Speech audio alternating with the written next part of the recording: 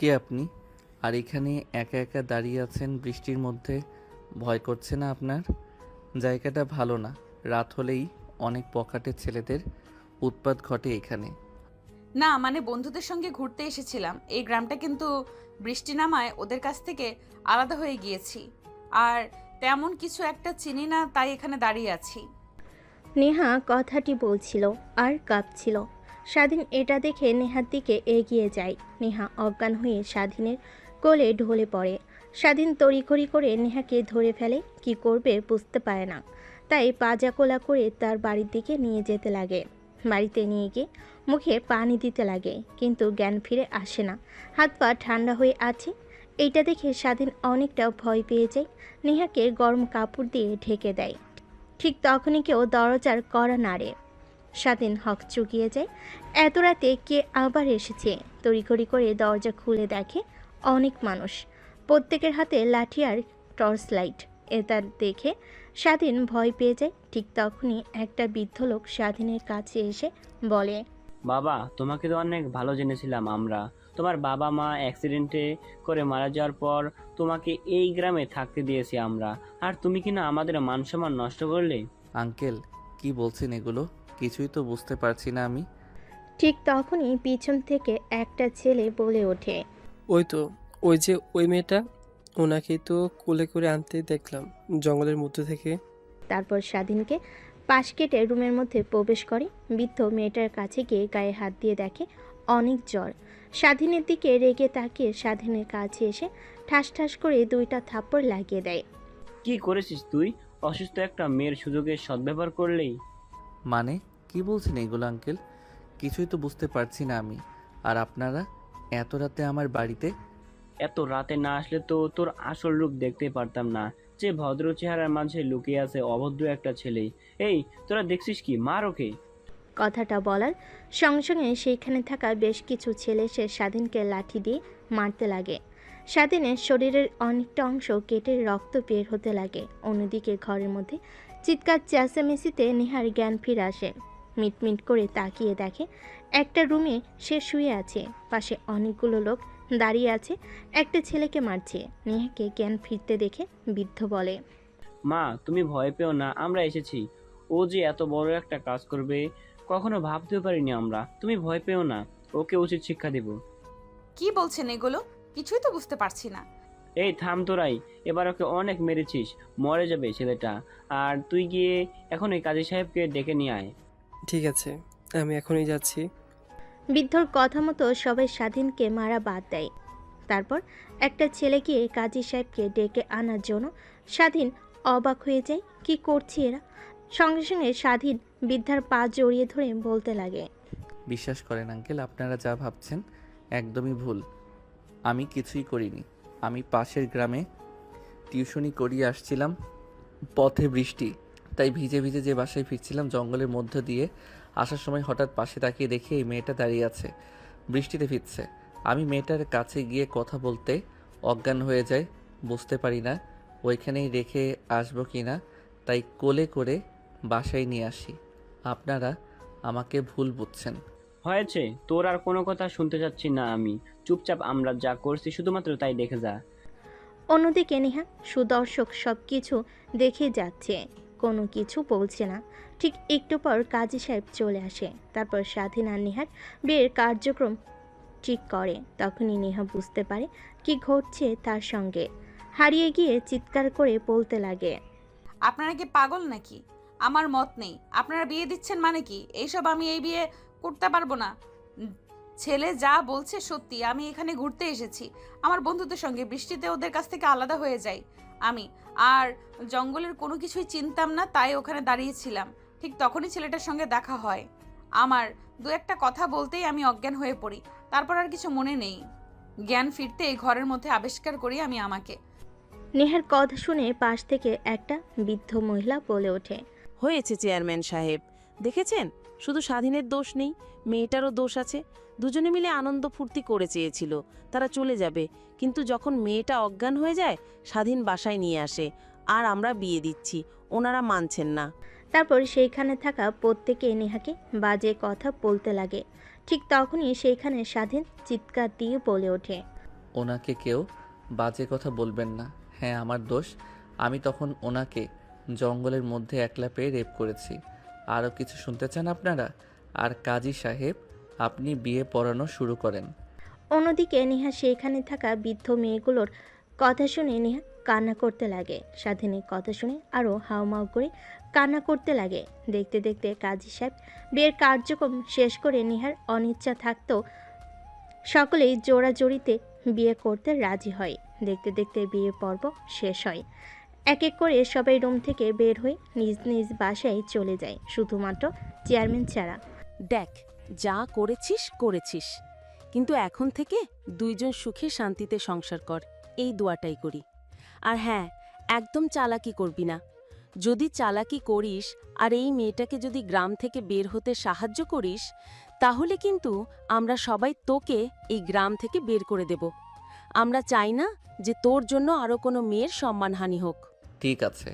তারপর চেয়ারম্যান সাহেব স্বাধীনের বাড়ি থেকে বের হয়ে যায়। স্বাধীন দরজা লাগিয়ে পেছনের দিকে ফিরতে নেহা এসে ঠাস ঠাস করে 2টা থাপ্পড় লাগিয়ে দিয়ে বলতে লাগে, কুত্তার বাচ্চা, তুই কেন বললি যে তুই আমাকে রেপ করতে নিয়েছিলি?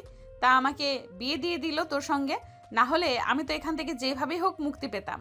দেখুন ম্যাম, আপনি শহরে থাকেন, গ্রাম সম্পর্কে তেমন একটা ধারণা নেই আপনার। গ্রামের মানুষ এক কথার বান্দা, তারা যা একবার বলে তা করেই ছাড়ে। আর তারা যেহেতু একবার আমাদেরকে নিয়ে উল্টাপাল্টা সিদ্ধান্ত নিয়েছে, তাহলে আমাদেরকে বিয়ে দিয়ে ছাড়বে তারা। তার জন্যই আমি এই কথাটা বলেছি। আর দেখলেন না, সকলে আপনাকে বাজে বাজে কথা বলছিল, তাই নিজের রাগকে কন্ট্রোল করতে না পেরে তখন বলেছি সরি। সবাই বাজে কথা আমাকে বললে তোর কি আসে যায়? তুই আমার কে হস? এখন আমাকে আর কে বিয়ে করবে? আর দরজা আটকালি কেন? একদম আমার কাছে আসার চেষ্টা করবি না, তাহলে তোর কিন্তু খবর আছে, বলে দিলাম। আমাকে কিন্তু তুই চিনিস না আমি কে। দরজা লাগাবো না তো খুলে রাখবো, ঘরের মধ্যে যে কোনো সময় যে কোনো প্রাণী ঢুকতে পারে, এর কারণে লাগিয়ে দিয়েছি। আর আপনার প্রতি আমার কোনো ইন্টারেস্ট নাই। আপনি চাইলে চলে যেতে পারেন নির্দ্বিধায়। কখনো আপনার কাছে আমি আমার অধিকার নিয়ে যাব না। মনে করবেন যে একটা কালো অধ্যায় মুছে ফেলবেন মন থেকে। হয়েছে, তোকে আর অভিনয় করতে হবে না। এখন সর আমার সামনে থেকে। 2 চোখ যেই দিকে যায় সেই দিকে যাব, কিন্তু একদম তোর বাসাতে আর থাকবো না। আল্লাহই জানে কখন আবার কি হয়, তুই আবার আমার উপর ঝাঁপিয়ে পড়িস কখন, কে জানে। নেহার কথা শুনে স্বাধীন একটা হাসি দেয়, তারপর খাটের উপর গিয়ে বসে পড়ে। নেহা দরজা খুলতে যে বাহিরে এক পা রাখতে যাবে, ঠিক তখনই জোরে সোরে একটা বজ্রপাত হয়। নেহা দৌড়ে স্বাধীনের কাছে এসে স্বাধীনকে জড়িয়ে ধরে। স্বাধীন তাল সামলাতে না পেরে খাটের পর শুয়ে পড়ে নেহাকে নিয়ে। দুজনের ঠোঁটের সঙ্গে ঠোঁটের মাত্র কয়েক ইঞ্চি তফাৎ। ঠিক তখনই আরেকটা বজ্রপাত হতেই নেহা স্বাধীনকে শক্ত করে জড়িয়ে ধরে বুকের সঙ্গে মাথা ঠেকিয়ে নেয়। স্বাধীনের অনেক ভালো লাগা কাজ করে, কিন্তু নেহাকে বুঝতে না দিয়ে নেহাকে তার উপর থেকে সরানোর চেষ্টা করে। প্লিজ একটু থাকতে দিন, অনেক ভয় করে আমার বজ্রপাত দেখে। সকাল হলে আমি চলে যাব আপনার বাড়ি থেকে। আমার বাড়িতে থাকবেন, আমি তো আপনাকে না করিনি, কিন্তু আমার বুকের উপর থেকে সরেন। এভাবে জড়িয়ে ধরেছেন কেন? স্বাধীনের কথা শুনে নেহা স্বাধীনের বুকের উপর থেকে উঠে যায় আর নিজেকে সামলে নিয়ে বলে, সরি, আসলে ছোট থেকেই অনেক ভয় পাই বজ্রপাতকে দেখে। তাই যখন বৃষ্টির রাত হয় তখন মা আর বাবার সঙ্গে গিয়ে আমি ঘুমিয়ে থাকি। হঠাৎ বজ্রপাত হওয়ায় ভয় পেয়ে আপনাকে জড়িয়ে ধরেছি। সরি, কিছু মনে করবেন না। আর ধন্যবাদ। ধন্যবাদ দিতে হবে না, হাজার হন কাগজে কলমে মানেন আর না মানেন, আপনি তো আমার স্ত্রী, তাই থাকতে পারেন, সমস্যা নেই। এখন কি দরজা লাগাতে পারি না কি সারা রাত এইভাবেই খোলা রাখবো? না না, খোলা রাখতে হবে না, যান গিয়ে দরজা লাগিয়ে দিয়ে আসেন। তারপর স্বাধীন গিয়ে দরজা লাগিয়ে রুমের মধ্যে আসে।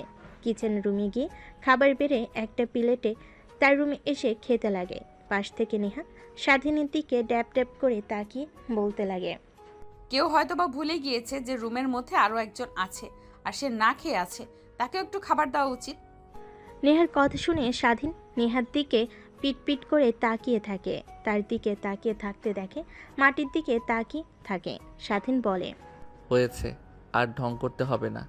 আমার রুমে একটাই প্লেট, এই বাড়িতে শুধু আমি একাই থাকি, দ্বিতীয় কোনো ব্যক্তি থাকে না।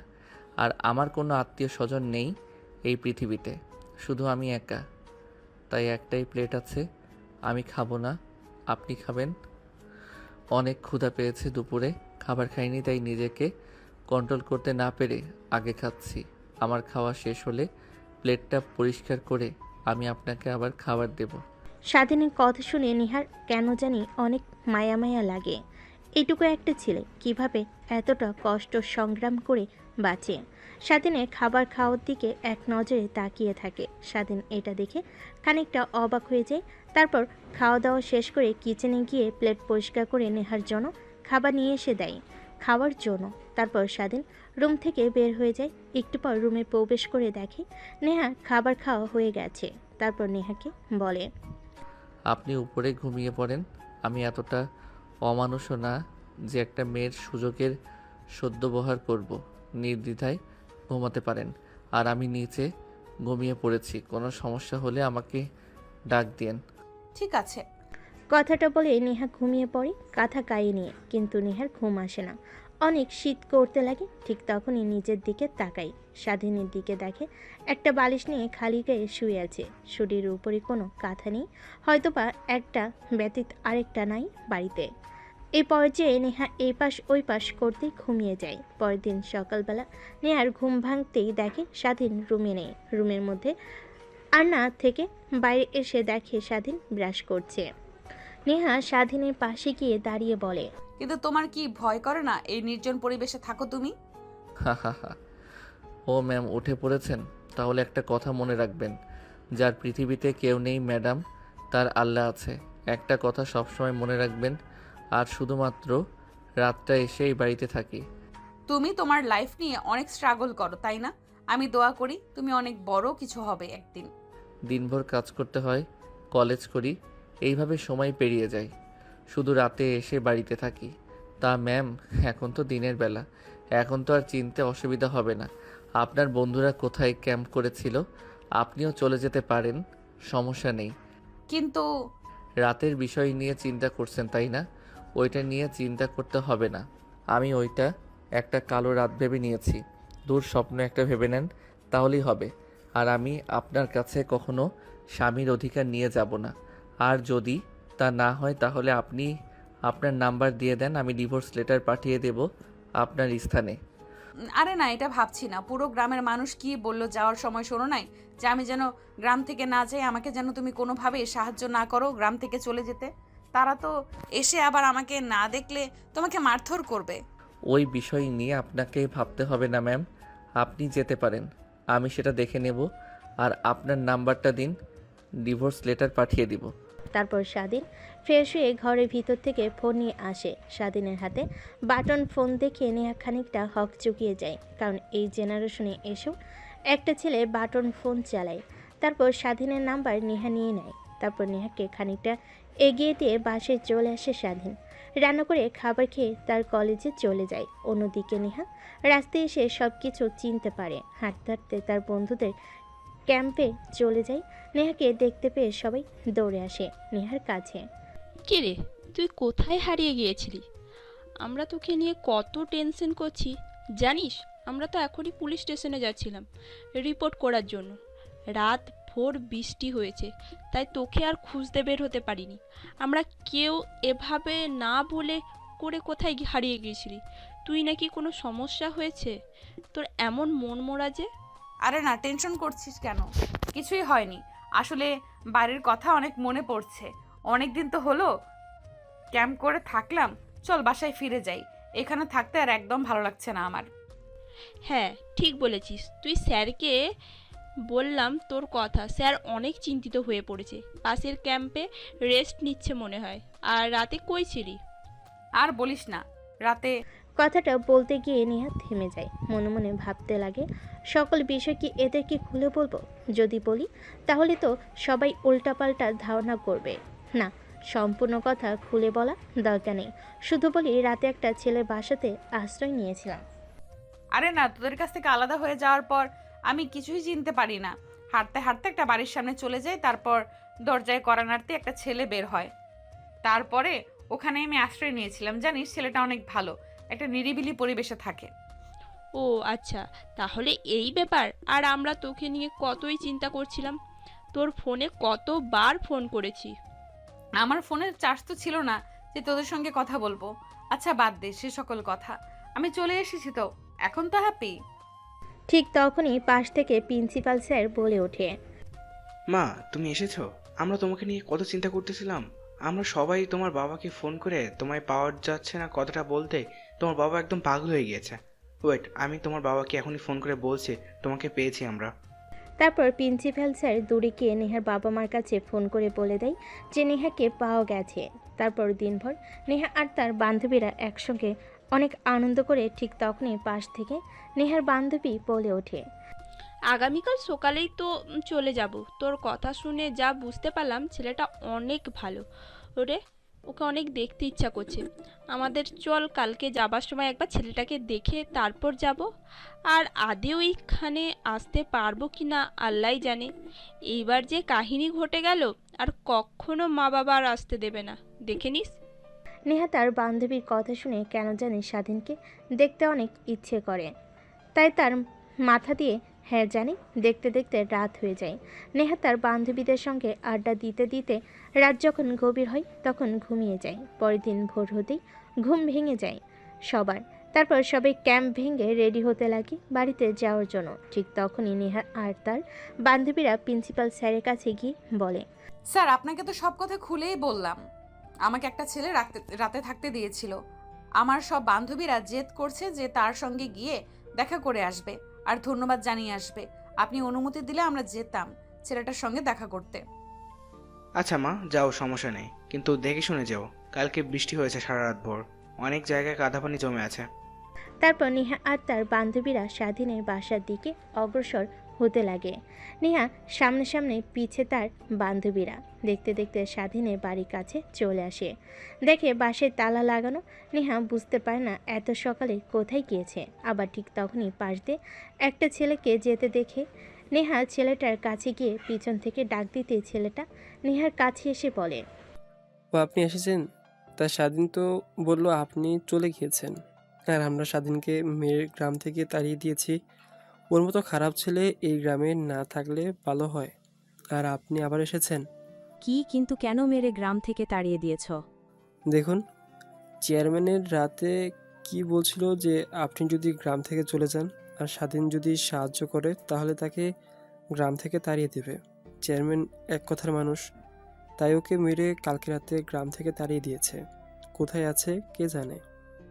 নেহা কথাটা শুনে অনেকটা অবাক হয়ে যায়, কিন্তু ছেলেটাকে কোনো কিছু বুঝতে দেয় না। পাশে দাঁড়িয়ে থাকা নেহার বান্ধবীরা নেহার দিকে অবাক দৃষ্টিতে তাকিয়ে থাকে। এক পর্যায়ে বলেই ফেলে, কি রে, তোর জন্য ছেলেটাকে গ্রাম থেকে তাড়িয়ে দিয়েছে মানে? কিছুই তো বুঝতে পারছি না। বুঝতে হবে না তোদের। ওয়ের ছেলেটার নাম্বার তো আমার কাছে আছে, ফোন করে দেখি কোথায় আছে। অন্যদিকে সকালে যখন নেহা গ্রাম থেকে চলে যায় তখন অনেকেই দেখে ফেলে, কিন্তু কিছুই বলে না। স্বাধীন বিকেলে বাড়িতে ফেলে চেয়ারম্যান আর তার লোকেরা স্বাধীনকে মেরে গ্রাম থেকে তাড়িয়ে দেয়। স্বাধীন অনেক কাকুতি মিনতি জানায়, কিন্তু চেয়ারম্যানের কোনো মায়া হয় না। না, বারবার শুধু একটা কথাই বলে, তোর মতো বাজে ছেলেকে এই গ্রামে থাকতে দেব না। না জানি আবার কোন মেয়ের জীবন তুই নষ্ট করিস। এক পর্যায়ে স্বাধীনকে মারতে মারতে গ্রাম থেকে তাড়িয়ে দেয়। তারপর স্বাধীন বাস স্টেশনে গিয়ে বসে থাকে। তার কাছে একটা টাকাও নেই যে কোনো জায়গায় যাবে, সেখানে এখনও বসে আছে। ঠিক তখনই ফোন বাজতে লাগে। স্বাধীন খানিকটা অবাক হয়ে যায়, কারণ তাকে ফোন করার মতো কেউ নেই, শুধুমাত্র সে যেখানে টিউশনি করেই সেই মেয়েটা বাদে। স্বাধীন উদ্বেগ নিয়ে ফোনটা পকেট থেকে বের করে অচেনা একটা নাম্বার দেখে ফোনটা রিসিভ করে সালাম দিয়ে কানের কাছে ধরতেই ওই পাশ থেকে বলতে লাগে, কোথায় তুমি?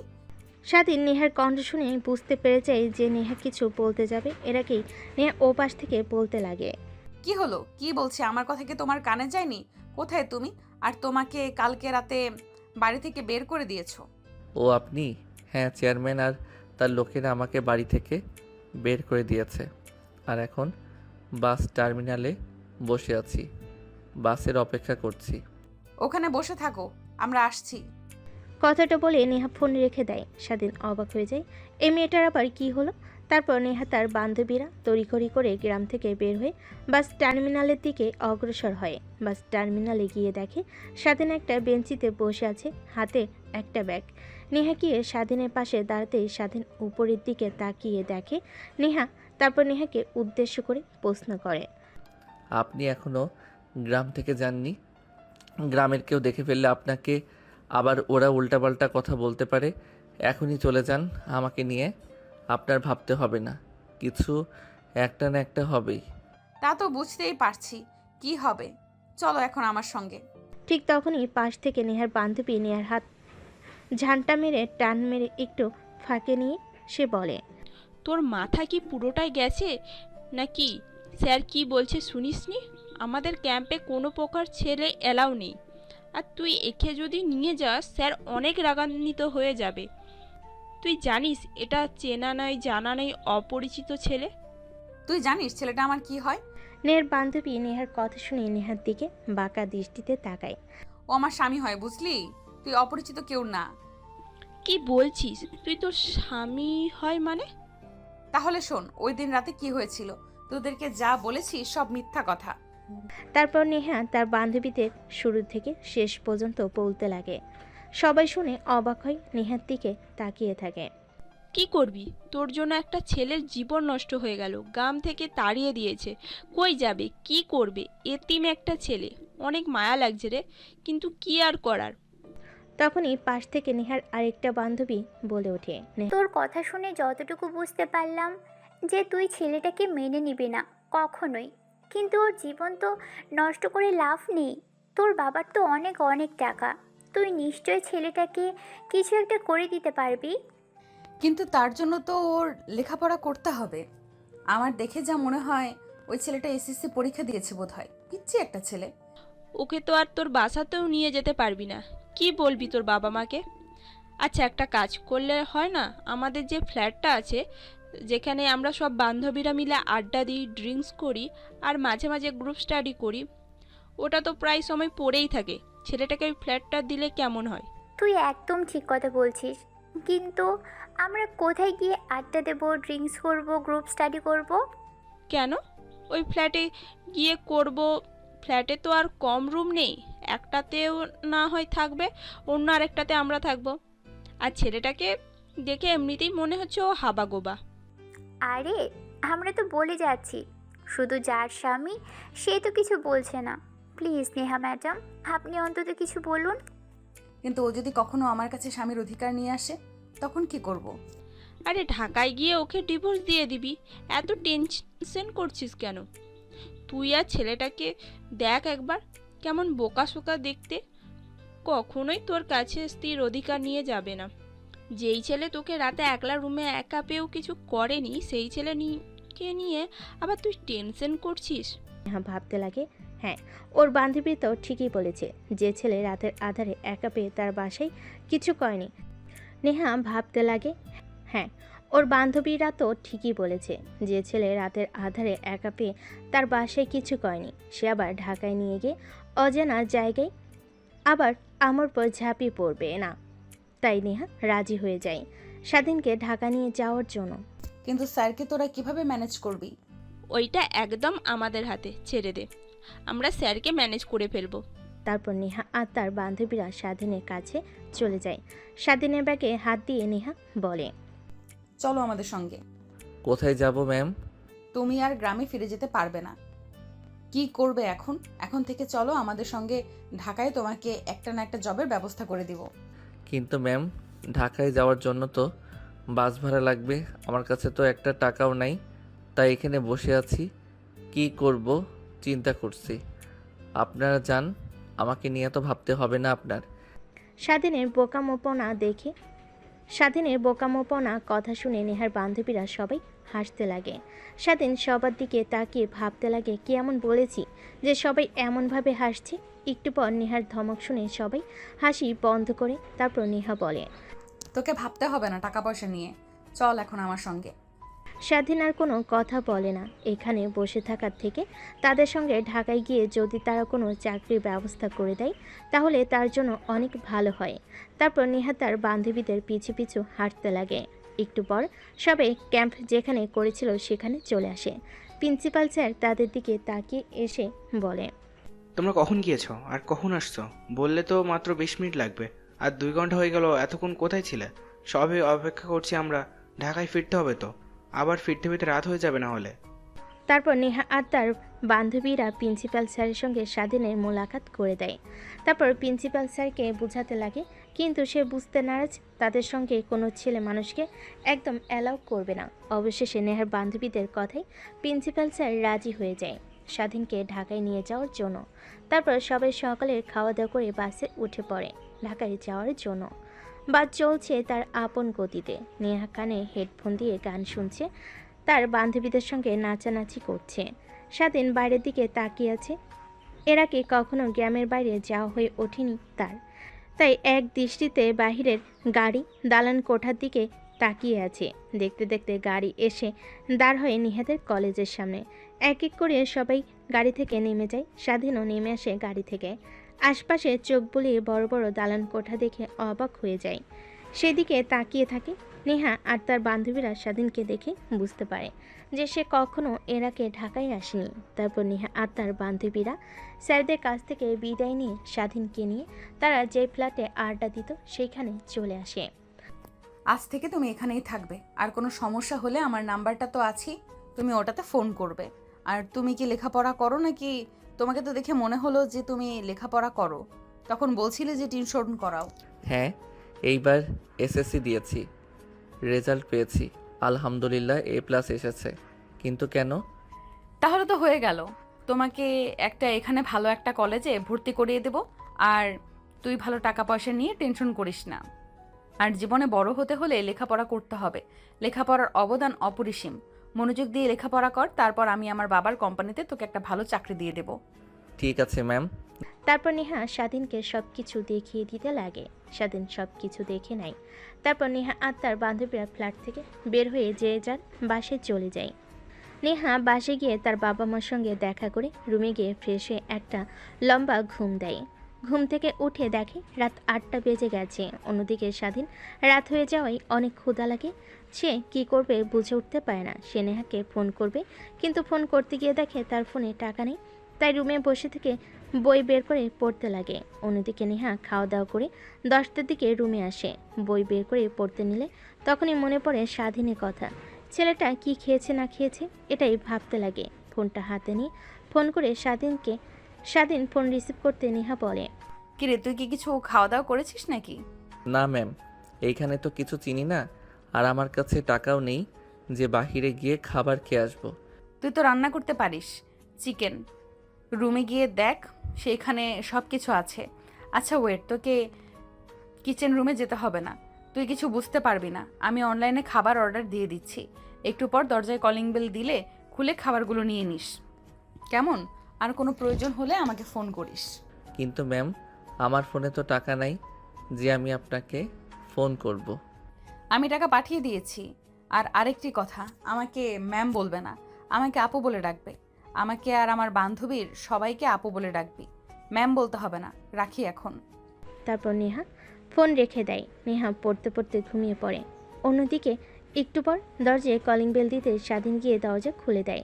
ডেলিভারি ম্যান খাবার দিয়ে গেল। স্বাধীন খাবার খেয়ে নেয়, তারপর ঘুমানোর চেষ্টা করে, কিন্তু এর আগে কখনো নরম বিছানায় ঘুমায়নি, তাই ঘুম আসে না। জোর করে ঘুমিয়ে পড়ে। পরদিন সকালবেলা অনেক সকালে ঘুম ভেঙে যায়। তার আশেপাশ থেকে আজানে সুমিষ্ট ধ্বনি ভেসে আসতে লাগে। স্বাধীন ওয়াশরুমে চলে যায়। ফ্রেশ হয়ে অজু করে রুমে এসে ওয়ার্ড্রোবের মধ্যে জায়নামাজ খুঁজতে লাগে, কিন্তু কোথাও পায় না। উল্টো নেহার ছোট ছোট জামাকাপড় দেখে এইটা দেখে স্বাধীন শরম পেয়ে যায়। তারপর ফ্লোরেই নামাজ পড়ে নেয়। নামাজ পড়ে বেলকনিতে এসে সকালের সুমধুর পরিবেশ উপভোগ করতে লাগে। বড় বড় দালান কোঠা। এই দালান কোঠার কাছে তাকে একদমই ছোট দেখায়। অন্যদিকে নেহা তার মার ডাকে ঘুম ভেঙে যায়। মা, এত সকাল সকাল ডাকাডাকি করছো কেন? রাত ভোর করেছি, একটু ঘুমাতে দাও তো। আরে ঘড়ির দিকে তাকিয়ে দে, কত বাজে? 9টা বাজছে। কলেজে যাবি না? অনেক দিন তো হলো বাহিরে দিয়ে ঘুরে আসলি। ও মা, কি বলো, 9টা বেজে গেছে? তারপর নেহা তড়িঘড়ি করে ওয়াশরুমে চলে যায়। ফ্রেশ হয়ে বাহিরে এসে রেডি হয়ে কাঁধে ব্যাগ নিয়ে বাড়ি থেকে বের হতে যাবে, ঠিক তখনই খাবার টেবিল থেকে নেহার মা বলে ওঠে, কি রে মা, এমন হকচকিয়ে কোথায় যাচ্ছিস? খাবার তো অন্তত খেয়ে যা, তোর কলেজ শুরু হতে এখনো অনেক সময় আছে। না মা, সময় নেই, এক্সট্রা ক্লাস আছে। বাই বাই, আল্লাহ হাফেজ। নেহার আবার কি হলো? কখনো দেখলাম না লেখাপড়ার প্রতি এতটা সিরিয়াস হতে, আজ যেমন ভাব দেখাচ্ছে। আরে বাদ দাও না, তুমি শুধু শুধু মানুষদের সন্দেহ করো। তোমার অফিসের সময় পার হয়ে যাচ্ছে, তাড়াতাড়ি খেয়ে অফিস যাও। তারপর নেহা গাড়ি নিয়ে নিজের ড্রাইভ করতে করতে তাদের ফ্ল্যাটে চলে আসে। দরজায় গিয়ে কড়া নাড়তেই স্বাধীন দরজা খুলে দেয়। স্বাধীন নেহাকে হাঁপাতে দেখে বলে, কি হয়েছে ম্যাম, এমনভাবে হাঁপাচ্ছেন কেন? ওই হাঁপাচ্ছি এখনো, তুই ফ্রেশ হসনি? কই ম্যাম, আমি তো অনেক আগে উঠেছি, নামাজ পড়েছি, বাহিরে বেলকনিতে গিয়ে দাঁড়িয়ে থেকে শহর দেখেছি আর রুমের মধ্যে বসে থেকেছিলাম। তুই তো রান্না করতে পারিস, এদিকে কিচেন রুম আর এটা হলো টিভি। তারপর নেহা স্বাধীনকে সব কিছু দেখিয়ে দিতে লাগে। সব দেখিয়ে দেওয়া হলে নেহা সোফায় বসে টিভি অন করে। স্বাধীন পাশে বসে পড়ে। তারপর নেহা স্বাধীনকে প্রশ্ন করে, আচ্ছা, তোর কোনো আত্মীয় স্বজন নেই? আর তোর বাবা মা অ্যাক্সিডেন্ট করে কিভাবে মারা গেল? নেহার কথা শুনে স্বাধীন উপরের দিকে তাকিয়ে দীর্ঘ একটা নিঃশ্বাস ফেলে বলতে লাগে, তাহলে শোনেন, আমার যখন বয়স মাত্র 8 বছর, তখন আমাদের অবস্থা অনেক ভালো ছিল। আমার বাবা গ্রামের চেয়ারম্যান ছিল, সবাই তাকে ভালোবাসতো, অনেক সৎ লোক ছিল সে। আবার অনেক শত্রু ছিল। একদিন বাবা আর মা আমার নানি বাড়িতে যাচ্ছিল, ঠিক তখনই ট্রাকের সঙ্গে অ্যাক্সিডেন্ট হয়ে মারা যায় বাবা আর মা। আর আমার অনেক আত্মীয় স্বজন আছে, তারা আমার বাবার সম্পত্তি দখল করে নিয়েছে আর আমাকে বাড়ি থেকে বের করে দিয়েছে। তখন ওই গ্রামের একটা লোক যে এখন বর্তমান চেয়ারম্যান, উনি আমাকে ওই পাহাড়ের চূড়াতে বাড়ি তৈরি করে দেয়। ওইখানে আমি একাই থাকতাম, প্লাস লেখাপড়াও করতাম। বিকেলে এসে ভাটায় কাজ করতাম। এভাবে চলতে লাগে আমার দিনগুলো। ঠিক তখনই পাশের একটা গ্রামে টিউশনি পাই আমি। টিউশনি করাতাম, সে থেকে সেই টাকা পেতাম। সেই টাকা দিয়ে লেখাপড়ার খরচ আর খাবার খরচ হয়ে যেত আমার। এইভাবে চলছিল দিনকাল। আর আপনার সঙ্গে হঠাৎ দেখা আর আমার জীবন পরিবর্তন। কথাগুলো বলে স্বাধীনের চোখ থেকে এক ফোঁটা অশ্রু বের হতে যাবে, ঠিক তখনই স্বাধীন তার হাতে উল্টোপুট দিয়ে মুছে ফেলে। নেহার চোখের আড়াল হয় না সব দেখে নেহা স্বাধীনের কাছে এসে ওর পিঠে হাত বুলিয়ে দিয়ে বলে, আর চিন্তা করতে হবে না তোকে, আমি তোর পাশে আছি। যা, তোর সার্টিফিকেটগুলো নিয়ে আয়, তোকে কলেজে ভর্তি করিয়ে দিয়ে আসি। নেহার কথা শুনে স্বাধীন সোফা থেকে উঠে ব্যাগটা নিয়ে আসে। তারপর নেহা স্বাধীনকে নিয়ে বাসার বাইরে চলে আসে। গাড়ি করে যেতে লাগে তার কলেজের উদ্দেশ্যে। নেহা এবার ইন্টার সেকেন্ড ইয়ারে পড়ছে। তারপর কলেজে এসে গাড়ি বের করতে নেহার বান্ধবীরা চলে আসে। তাদের সঙ্গে কিছু কথা বলে স্বাধীনকে নিয়ে সোজা প্রিন্সিপাল স্যারের রুমে চলে যায়। প্রিন্সিপাল স্যার নেহাকে দেখে বলে, নেহা মামনি যে, আসো আসো, ভেতরে আসো। তা আজ হঠাৎ কি মনে করে? স্যার, একে এই কলেজে ভর্তি করার জন্য এসেছি। এটা তো ওই ছেলেটা তাই না, যে গ্রামে তুমি হারিয়ে গিয়েছিলে? তা একে এই কলেজে ভর্তি করবে? যে গ্রামের ছেলে, এর তো অত টাকা পয়সা আছে কিনা যে এই কলেজে পড়বে? স্যার, এটা নিয়ে আপনাকে ভাবতে হবে না। আপনি হয়তোবা ভুলে গেছেন যে আমার বাবা এই কলেজের প্রতিষ্ঠাতা। আমি যাকে চাই তাকেই ভর্তি করাবো। আপনি শুধুমাত্র ফর্মালিটিগুলো দেখবেন, আর টাকা পয়সা নিয়ে টেনশন করতে হবে না আপনার। আরে মা, ভুল হচ্ছে। কেন, ছেলেটার দিকে একবার তাকাও, দেখো কীরকম পোশাক আশাক পরিধান করে, চুলের স্টাইল সবার সঙ্গে মানিয়ে নিতে পারবে না, আর কলেজের রিপুটেশন নষ্ট হবে। স্যার, এটা নিয়ে আপনাকে ভাবতে হবে না। আপনি এগিয়ে যা বলবেন আপনি তাই করেন। তারপর প্রিন্সিপাল স্যার নেহার জোড়াজুড়িতে স্বাধীনকে কলেজে ভর্তি করে নেয়। তারপর প্রিন্সিপালের রুম থেকে বের হয়ে আসে নেহা। তারপর স্বাধীনকে নিয়ে সোজা চলে যায় শপিং মলে। স্বাধীনকে বেশ কিছু জামাকাপড় কিনে দেয়। সেলুনে নিয়ে গিয়ে মাথার চুল সুন্দর করে কেটে দিতে বলে। তারপর নেহা বাইরে গিয়ে অপেক্ষা করতে লাগে। একটু পরে সেলুন থেকে বের হতেই নেহা অবাক হয়ে যায়। মাশাল্লাহ, আমার জুনিয়র বরকে তো দেখতে অনেক কিউট। শুধু গ্রামের পরিবেশে থাকতো দেখে তেমন ভালো দেখায়নি। এই নেহা, কি ভাবছিস তুই এসব? ও তোর জুনিয়র, আর তুই ওকে মেনে নিতে পারবি না কখনোই তোর সঙ্গে। কথাটা নিজে নিজে বলে নেহা নিজের মাথায় আলতো করে টোকা দেয়। জোরে লাগাতে ব্যথাতে আহ করে ওঠে। কি হয়েছে ম্যাম আপনার? আরে তোকে কতবার বলবো আমাকে আর আমার বান্ধবীকে ম্যাম বলে ডাকবে না, আপু বলে ডাকবি। ঠিক আছে ম্যাম। ও সরি আপু। নেহা রাগী দৃষ্টিতে তাকাতে স্বাধীন মুচকি একটা হাসি দেয়। স্বাধীনের হাসি দেখে নেহা দ্বিতীয়বার ক্রাশ খায়। তারপর রেস্টুরেন্টে গিয়ে খাওয়া দাওয়া করে স্বাধীনকে নিয়ে ফ্ল্যাটে চলে যায়। ফ্ল্যাটে গিয়ে নেহা সোফার উপর বসে পড়ে। স্বাধীন কিচেন রুমে গিয়ে শরবত বানিয়ে নেহাকে দেয়। অবাক হয়ে স্বাধীনের হাত থেকে শরবত খেয়ে ফেলে। ঠিক তখনই নেহার ফোনে কল আসে। ফোন রিসিভ করে কানের কাছে ধরতেই ওপাশ থেকে নেহার বান্ধবীরা বলে, কিরে, স্বামীকে পেয়ে একদম আমাদেরকে ভুলেই গেলি। কি বলছিস এসব? তোরা স্বামীকে পেয়ে তোদের ভুলে গিয়েছি মানে? আর কে স্বামী? হয়েছে, তোকে আর ঢং করতে হবে না। দিব্যি তো ফ্ল্যাটে নিয়ে গিয়ে এনজয় করছিস আর অভিনয় করছিস, তাই না? দেখ, একদম উল্টাপাল্টা কথা বলবি না। ওকে কলেজে ভর্তি করিয়ে দিয়ে শপিং মলে গিয়েছিলাম ওর জন্য পোশাক কিনে দেওয়ার জন্য। তা ম্যাম, এখন আপনি কোথায়? কই আর থাকবো, ফ্ল্যাটে। ফ্ল্যাটে কি করছেন? নিশ্চয়ই জুনিয়র হাজবেন্ডকে নিয়ে এনজয় করছেন। ডিস্টার্ব করলাম? রাগিয়ে রাখি? দেখ সাথী, একদম রাগাবি না বলে দিলাম। ও, বুঝতে পেরেছি। তাহলে এখনো এনজয় শুরু করেননি। তাহলে ম্যাম দয়া করে দরজাটা খুলবেন, আমরা ফ্ল্যাটের দরজার সামনে দাঁড়িয়ে আছি। নেহার বান্ধবী কথাটা বলতে নেহা গিয়ে দরজা খুলে দেয়। দরজার ওই পাশে নেহার সকল বান্ধবী নেহার রেগে সাথীর দিকে তাকাতেই সাথী নেহাকে পাশ কাটিয়ে সবাই এসে বসে পড়ে। নেহা দরজা লাগিয়ে সাথীর কাছে এসে ওর গলা চেপে ধরে বলতে লাগে, কুত্তি, এই কি সব উল্টাপাল্টা কথা বলছিস তুই? ও আপু আপনারা চলে এসেছেন। আর নেহা আপু আপনি সাথী আপুকে মারছেন কেন? আরে কই মারছি? এইটাকে মারা বলে না, এটাকে আদর বলে। আর তুই যা এখন তোর রুমে।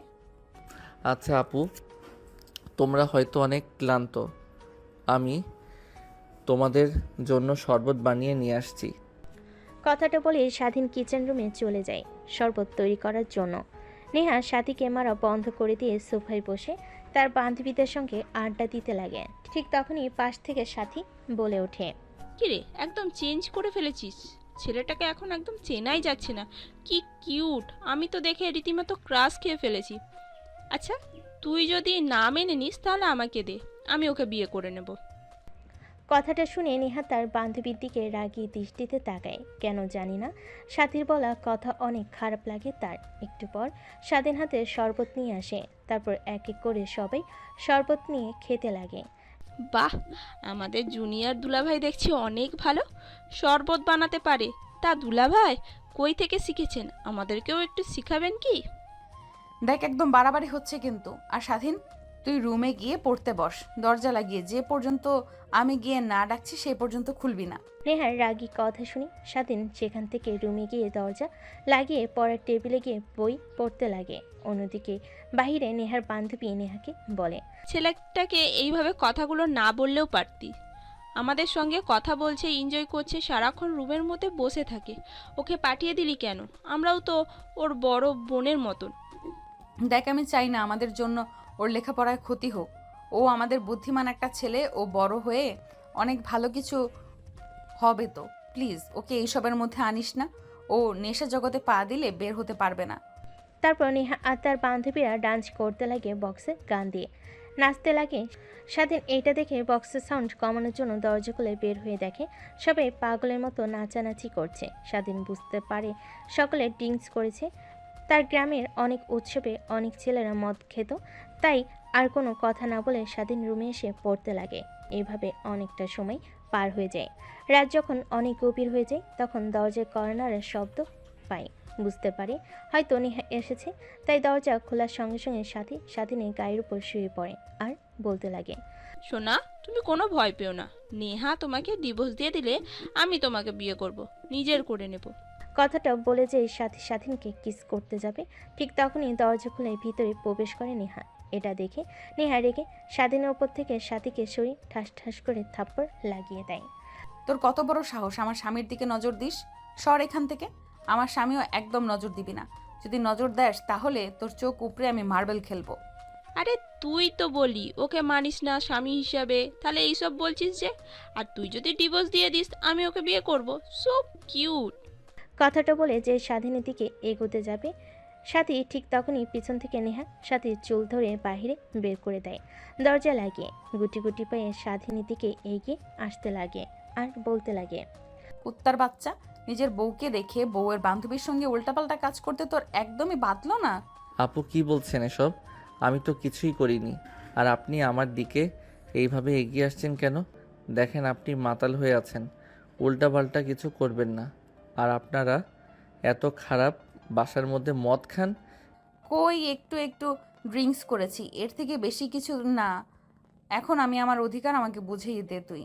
কিসের অধিকার ম্যাম? আপনি তো আমাকে স্বামী হিসেবে মানেন না, তাহলে এসব কথা এর মধ্যে আসে কেন? প্লিজ ছাড়েন আমাকে আর রুম থেকে বের হয়ে যান। কথাটা বলে নেহা স্বাধীনের উপরে ঝাঁপিয়ে পড়ে। স্বাধীন তাল সামলাতে না পেরে খাটের উপর শুয়ে পড়ে। নেহা স্বাধীনকে কিস করতে লাগে, অনবরত পা দিয়ে স্বাধীনের পায়ে স্লাইড করতে লাগে। স্বাধীন উত্তেজিত হতে লাগে। এক পর্যায়ে নেহার কোনো রেসপন্স পায় না স্বাধীন। মিটমিট করে তাকিয়ে দেখে নেহা ঘুমিয়ে গেছে, অনেক ড্রিঙ্ক করে মাতাল হয়ে গিয়েছে আর এখন ঘুমিয়ে পড়েছে। তাই স্বাধীন কোনো মতে নেহার নিচ থেকে সরে যায়। তারপর নেহাকে ভালোভাবে শুইয়ে দিয়ে নেহার পাশে ঘুমিয়ে পড়ে। পরের দিন নেহার ঘুম ভাঙতে নিজেকে আবিষ্কার করে স্বাধীনের বুকের মধ্যে। এটা দেখে অনেকটা রাগ হয় নেহার। স্বাধীনের কাছ থেকে ছাড়া পেয়ে ধাক্কা দিয়ে ফ্লোরে ফেলে দেয়। হঠাৎ ফ্লোরে পড়ে যায়। স্বাধীনের ঘুম ভেঙে যায়। অবাক দৃষ্টিতে সামনে নেহার দিকে তাকিয়ে থাকে। কুত্তার বাচ্চা, তোকে একটু সুযোগ দিয়েছি আর তুই সুযোগের সদ্ব্যবহার শুরু করেছিস। ভেবেছিলাম তুই অনেক ভালো, অন্যান্য ছেলেদের মতো না, সহজ সরল। কিন্তু তুই যে এই সহজ সরল চেহারার মধ্যে ভয়ঙ্কর একটা চরিত্র লুকিয়ে আছে সেটা তো আর আমি জানি না। দেখুন আপু, আপনি আমাকে ভুল ভাবছেন। আপনি যা ভাবছেন তা একদমই হয়নি। চুপ, একদম চুপ। একটা কথাও বলবি না তুই আর। এক্ষুনি রুম থেকে বেরিয়ে যা, তোকে যেন আর না দেখি আমার চোখের সামনে। নেহার কথা শুনে স্বাধীন ঘর থেকে বের হয়ে যায়। বাহির এসে দেখে নেহার বান্ধবীরা সবাই অগোছালোভাবে শুয়ে আছে। স্বাধীন ফ্লোরে থাকা বোতল আর চিপসের প্যাকেটগুলো পরিষ্কার করতে লাগে। এক পর্যায়ে নেহার বান্ধবীদের ঘুম ভেঙে যায়। আরে জুনিয়র দুলাভাই, আপনি কাজ করছেন কেন আমরা থাকতে? আরে না, তোমরা ঘুমাও, আমি পরিষ্কার করছি। আর কি খাবে? আমি রান্না করে দিচ্ছি। জুনিয়র দুলাভাই, আপনি রান্না করতে পারেন? সব পারি, শুধু বলো কি খাবে। ঠিক তখনই রুমের বাহিরে বের হয় নেহা। স্বাধীনকে তার বান্ধবীদের সঙ্গে কথা বলতে দেখে রেগে বলে, নেহা, ওই কুত্তার বাচ্চা, তোকে কি বললাম? তোর কানে যায়নি? তোকে না বললাম রুম থেকে বের হয়ে যা? এখন এখানে রয়েছিস যে? ম্যাম, আপনি বের করে দিলে কোথায় যাব? আমি ঢাকার শহরের কিছুই তো চিনি না। আমি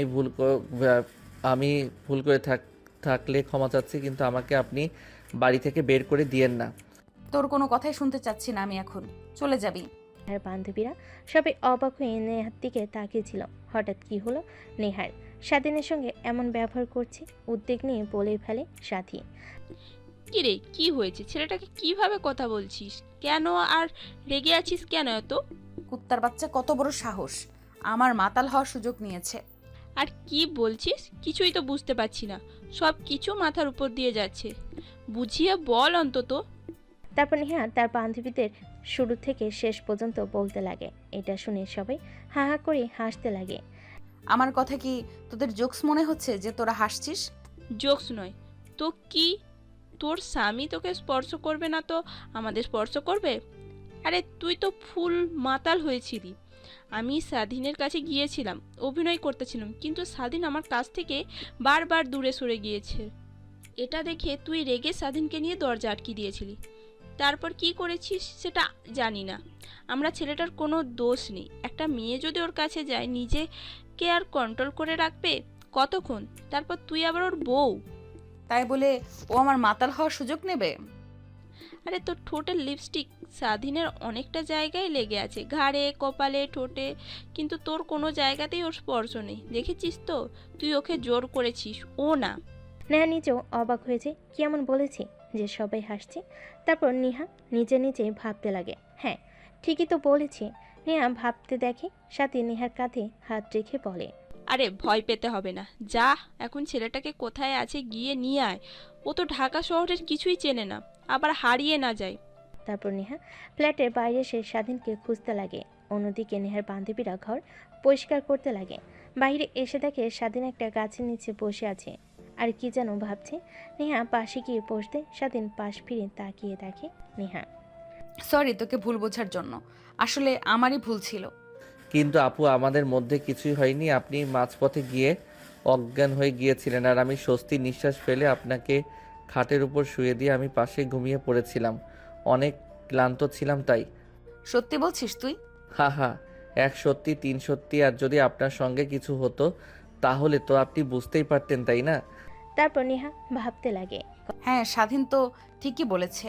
যদিও আমার সঙ্গে উল্টাপাল্টা কিছু করে তাহলে তো আমার শরীরে ব্যথা হয়ে থাকবে, কিন্তু কোনো ব্যথা নেই, শরীরে কোনো পরিবর্তন নেই।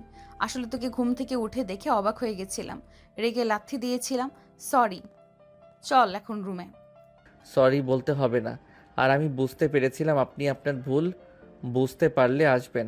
আর আপনি ছাড়া আমার এই পৃথিবীতে কেউ নেই আপু। কথাটা বলেই স্বাধীন কান্না করতে যাবে। এর আগেই নেহা আজ স্বাধীনের কাঁধে হাত রেখে বলে, সরি তো বলছি, তারপরও এমন করছিস কেন? চল, আর কখনোই তোকে ভুল বুঝবো না।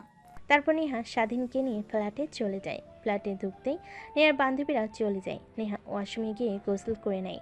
বাইরে এসে পোশাক পরিবর্তন করে বাইরে আসে। দেখে স্বাধীন টেবিলে খাবার রেখে দিয়ে বসে আছে। আপু আসুন বসুন, আমি রান্না করেছি আপনার জন্য, খেয়ে তারপর না হয় যাবেন।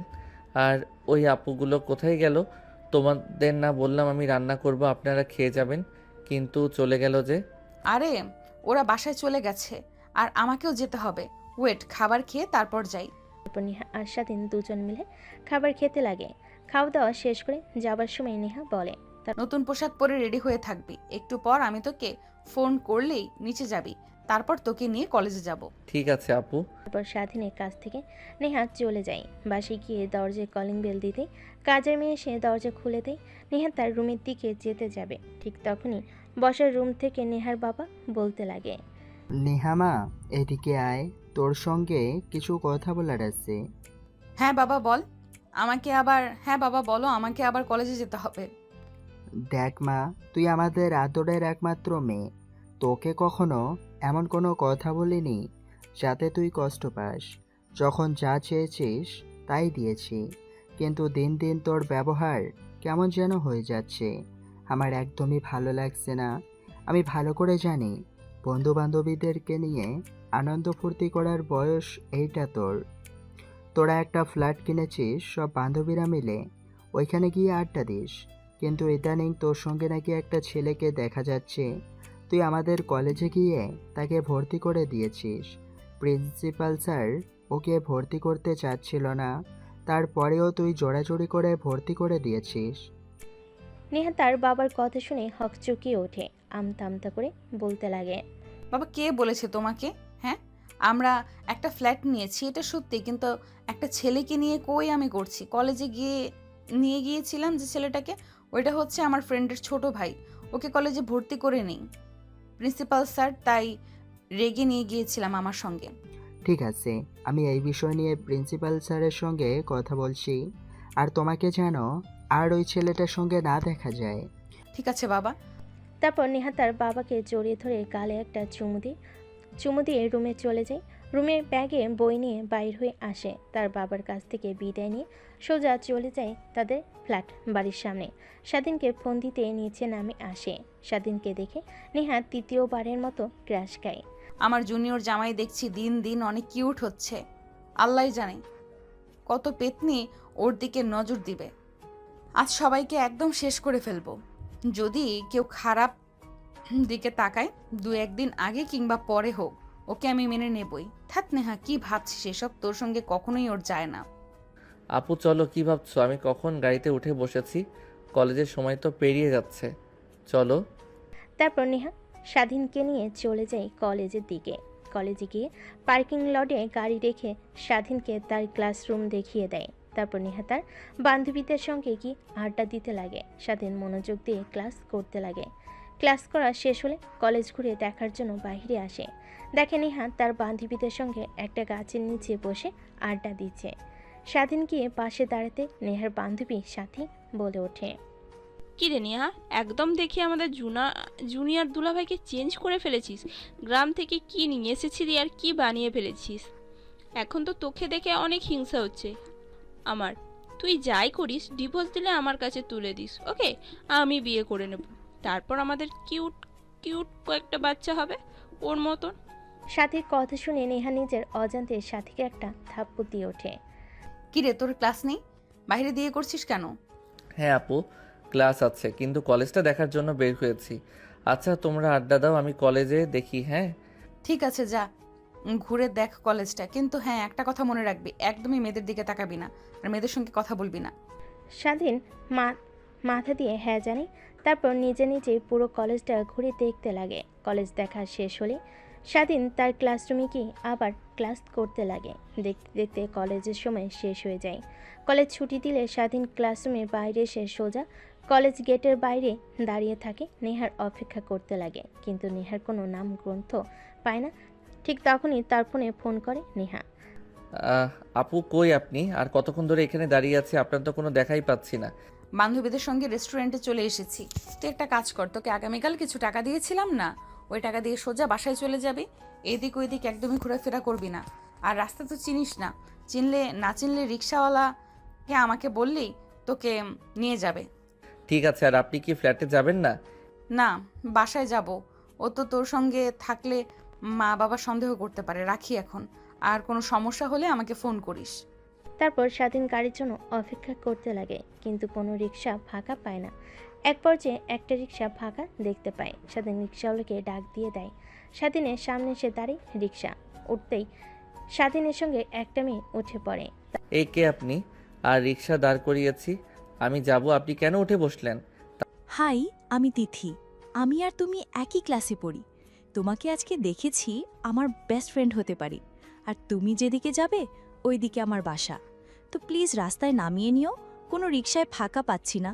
কি করব আর বলো, বাসায় যেতে হবে তাড়াতাড়ি। তাহলে তুমি চলে যাও, আমি আরেকটা রিক্সা দাঁড় করে না হয় যাব। আরে আস না, ভয় পাচ্ছ কেন? আমি তো আর তোমাকে খেয়ে ফেলছি না। তারপর রিক্সাওয়ালা মামাকে স্বাধীন বলতে যেতেই লাগে। মেয়েটার সঙ্গে টুকটাক কথা বলতে লাগে স্বাধীন। অন্যদিকে নেহা আর তার বান্ধবীরা রেস্টুরেন্টে খাওয়া দাওয়া করছিল। ঠিক তখনই রেস্টুরেন্টের সামনে দিয়ে একটা মেয়ের সঙ্গে রিক্সায় করে যায়। এটা নেহার চোখের আড়াল হয় না। নেহা রেগে তার হাতে থাকা গ্লাসটা ভেঙে ফেলে। এটা দেখে নেহার বান্ধবী বলে, কী রে, কী ব্যাপার, কি হয়েছে তোর? এত রেগে গেলি কেন হঠাৎ করে? আরে কই রেগে গিয়েছি, বাসায় যেতে হবে, তোরা থাক। আরে খাবারটা অন্তত খেয়ে যা। বাসায় যাওয়ার জন্য এত তাড়াহুড়ো লাগিয়েছিস কেন? একটা ইম্পর্ট্যান্ট কাজ আছে, তাই বাসায় যেতে হবে। ভাই, তোদের সঙ্গে পরে কথা হবে।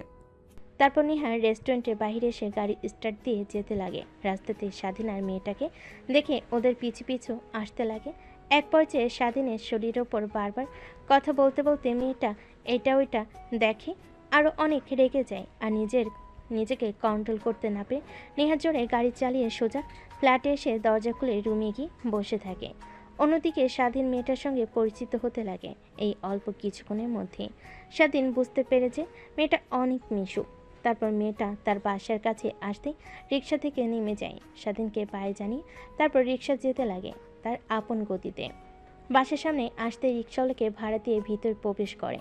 তারপর ভিতরে ফ্ল্যাটের দরজা খুলে ভিতরে ঢুকে পড়ে। রুমে গিয়ে ব্যাগ রেখে পাশে তাকিয়ে দেখে নেহা তার দিকে অগ্নিদৃষ্টি নিক্ষেপ করে তাকিয়ে আছে। স্বাধীন এইটা দেখে রীতিমতো ভয় পেয়ে যায়। আরে আপু তুমি, আর তুমি না বললে যে আসবে না? তোমার বাসায় যেন কি কাজ আছে, কিন্তু এখানে যে কিছু কি হয়েছে? কিছুই হয়নি, বাট ওই মেয়েটাকে আর তোকে কি বললাম আমি যে কোনো মেয়ের সঙ্গে কথা বলবি না, তারপরও আমার কথার অমান্য করলি কেন? ও তুমি তিথির সঙ্গে দেখেছো? ও তো আর আমি একই ক্লাসে পড়ি, আজকে ওর সঙ্গে পরিচয় হলো। মেয়েটা অনেক মিশুক। ও আচ্ছা, তাই একদিনের মধ্যে বান্ধবী বানিয়ে ফেললি, আর কিছুদিন গেলে তো গার্লফ্রেন্ড বানিয়ে ফেলবি।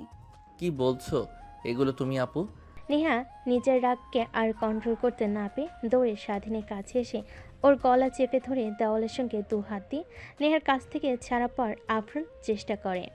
আপু প্লিজ ছেড়ে দাও, আমার অনেক ব্যথা লাগছে। ব্যথা লাগার জন্যই তো আমি ধরেছি, আর কোনো মেয়ের সঙ্গে একটা রিক্সা করে যাওয়া আসা করবি? তুই কোনো মেয়ের সঙ্গে কথা বলবি না আর। না আপু প্লিজ, তুমি এবারের মতো ছেড়ে দাও। আর কোনো মেয়ের সঙ্গে কথা বলবো না আমি। স্বাধীনের কথা শুনে নেহা ছেড়ে দেয়। স্বাধীন দু হাত দিয়ে গলা ধরে কাশতে কাশতে ফ্লোরে বসে পড়ে। নেহা যেয়ে খাটের উপর বসে পড়ে। সরি। সরি বলতে হবে না, আমি তো তোমার কেনা গোলাম। তুমি যখন যা করবে মুখ বুজে সহ্য করতে হবে। থাকতে দিয়েছো, খেতে দিয়েছো, লেখাপড়া করতেও দিয়েছো, আর তুমি আমাকে মারবে সামান্য বিষয় আমি কিছুই মনে করিনি। আসলে ছোট থেকেই আমার একটা বদ অভ্যাস আছে যে আমার কথা শোনে না, তার প্রতি আমার অনেক রাগ হয়। তোকে বলেছি না মেয়েদের কাছ থেকে দূরে দূরে থাকবি, কিন্তু তুই তো উল্টা আমার কথা বড় ক্লাবই করেছিস, তাই রে তোকে মেরেছি। সরি। আচ্ছা আমি অন্য মেয়েদের সঙ্গে কথা বললে তাই আপনার কি? আপনি তো আপনার বন্ধুদের সঙ্গে বসে আড্ডা দেন, আমি তো কিছু বলি না। আমি তোর বিয়ে করা স্ত্রী, এই কথাটা হয়তোবা তুই ভুলে যাচ্ছিস বারবার। না আপু ভুলে যাচ্ছি না, কিন্তু তুমি তো আমাকে সেই অধিকার দাওনি। তুমি তো আগেই বলে নিয়েছো কখনো তুমি আমাকে মানতে পারবে না। তাহলে এখন এই কথা বলছো কেন? বাদ দাও। তুমি যেহেতু বলেছো কোনো মেয়েদের সঙ্গে কথা বলবো না, আর আমি ঠিক তখনই নেহার ফোন আসে। নেহা ফোনটা হাতে নিয়ে দেখে তার বাবা ফোন করেছে। রুম থেকে বের হয়ে রিসিভ করে নেহা। তার বাবার সঙ্গে কথা বলে নেহাকে তার বাবা তাড়াতাড়ি বাসায় যেতে বলে। তারপর নেহা বাসায় চলে যায়। স্বাধীন ভাবতে লাগে। আচ্ছা বুঝতে পারছি না আপু আমার সঙ্গে কেন অন্য মেয়েকে দেখতে পায় না। আমাকে দেখে সাথী আপু যখন ভালো মন্তব্য করে তখন নেহা আপু ওই রকম করে কেন? নেহা আপু আমাকে ভালোবেসে ফেলেছে ধীরে ধীরে। দেখো কি ভাবছি আমি, উনি কোথায় আর আমি কোথায়। হয়তোবা আমাকে শাসন করে যেন আমি অল্প সময়ে মেয়েদের পাল্লায় না পড়ি। মেয়েদের কাছ থেকে দূরে থাকতে হবে আমাকে। নেহা বাড়িতে গিয়ে বসার রুমে গিয়ে দেখে অনেক মানুষ বসে আছে। নেহা কাউকে চিনতে পারে না। তারপর নেহার মা নেহাকে নিয়ে নেহার রুমে চলে যায়। তারপর বলে, মা, এই শাড়ি আর গহনা পরে সুন্দর করে সেজে বাহিরে আয়। কিন্তু কেন? তোর বাবা তোর এক বন্ধুর ছেলের সঙ্গে তোর বিয়ের কথা বলেছে, তাই তারা তোকে দেখতে এসেছে। তাই তোকে ফোন করে তোর বাবা তাড়াতাড়ি আসতে বলল। আর বাবা যে বলল তুমি নাকি অসুস্থ, তাহলে এটা কি মিথ্যা কথা? আরে, তোকে আমার অসুস্থতার কথা না বললে তো আর আসতি না, তাই তোকে মিথ্যা কথা বলেছে তোর বাবা। এখন তাড়াতাড়ি রেডি হয়ে আয়, অনেকক্ষণ হলো তারা বসে আছে তোকে দেখার জন্য অধিক আগ্রহে। এখন বাইরে গিয়ে তুমি বাবাকে বলবে আমি এই বিয়ে করতে পারবো না। কিন্তু কেন? অনেক ভালো ফ্যামিলি, তোর বাবার বন্ধু প্লাস বিজনেস পার্টনার, অনেক ভদ্র আর নরম একটা ছেলে। আমরা তো সবাই রাজি, তোর বাবা অনেক খুশি।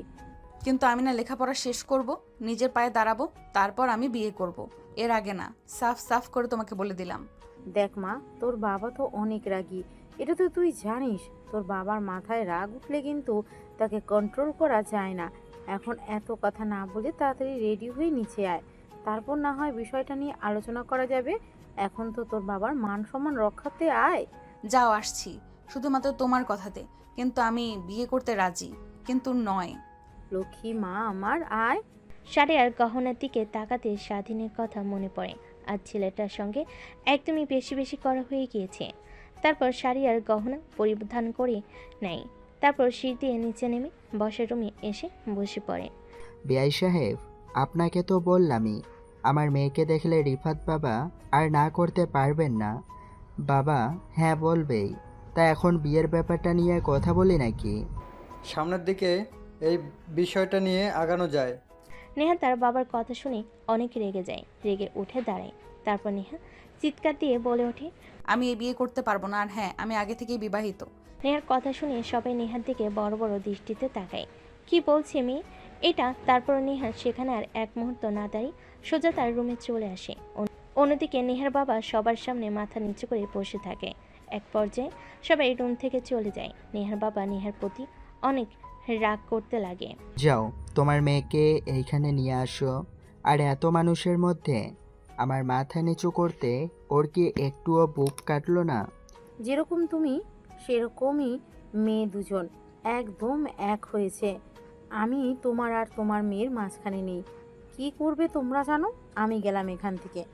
তারপর নেহার মা নেহার রুমে গিয়ে তার বাবা ডাকছে বলে সেখান থেকে চলে যায়। নেহা বসের রুমে এসে দেখে কেউ নেই। তারপর সোফায় বসতে নেহার বাবা বলে, বিয়ে করেছিস মানে? তুই কবে বিয়ে করলি? আর আমরা জানতে পারলাম না একটাবারও? হ্যাঁ বাবা, আমি বিয়ে করেছি, আর বিপদে পড়ে বিয়ে করতে হয়েছে। তোমরা মানো আর না মানো, আমি ওকে স্বামী হিসেবে মেনে নিয়েছি। কে ওই ছেলে? পরিচয় কি? ওর বাবা দাদা কি করে? বাবা প্লিজ, তুমি কিছু বলবে না।